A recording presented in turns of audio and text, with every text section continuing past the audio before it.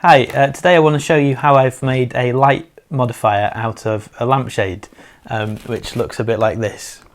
If you're a photographer and you shoot outside, then it's quite likely that you've come across the problem of using the most common type of light modifier, which is an umbrella like this.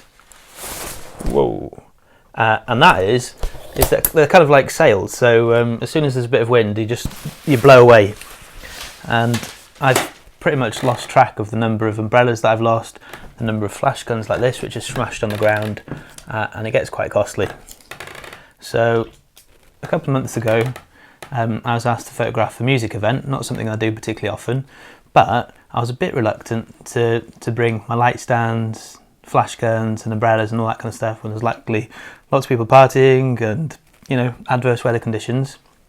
I was lying on my bed and I noticed there's a lampshade. I thought, hang on a minute, that's a natural diffuser. So the first step in this project is you ask your missus, can I use the lampshade in my bedroom? And then she says no. And so you wait until she's out, steal the lampshade, and you can see it's just a cheapy kind of paper round one to get them anywhere. The one I actually used before for the night event was slightly larger than this. And then all I did was I got a couple of pieces of tin foil like this and like this and stuck them inside. So I'll do that now. Okay, so I'm not sure how well you can see it, but basically I've stuck a bit of tin foil on the inside of the lampshade in here so it covers one half of the lampshade, and I've also stuck a bit of tin foil just on the top there. And the idea of that is that the light hits the tin foil, reflects back and bounces all around inside the lampshade and diffuses it.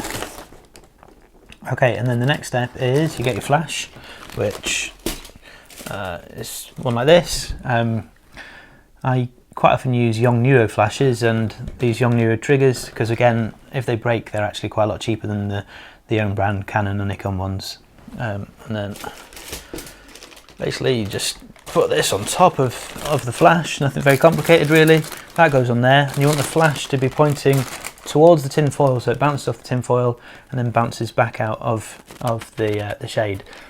And when you're photographing your subject, the lampshade is pointing towards your subject. So I'll put that on there now.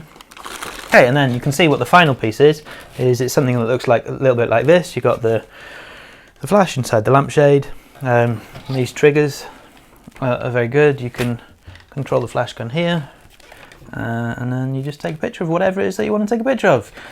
So earlier when I was messing about making these things, I took a picture of my kids. You can see it's quite a nice light effect. And there are also some pictures here of when I went out and it was a Halloween night.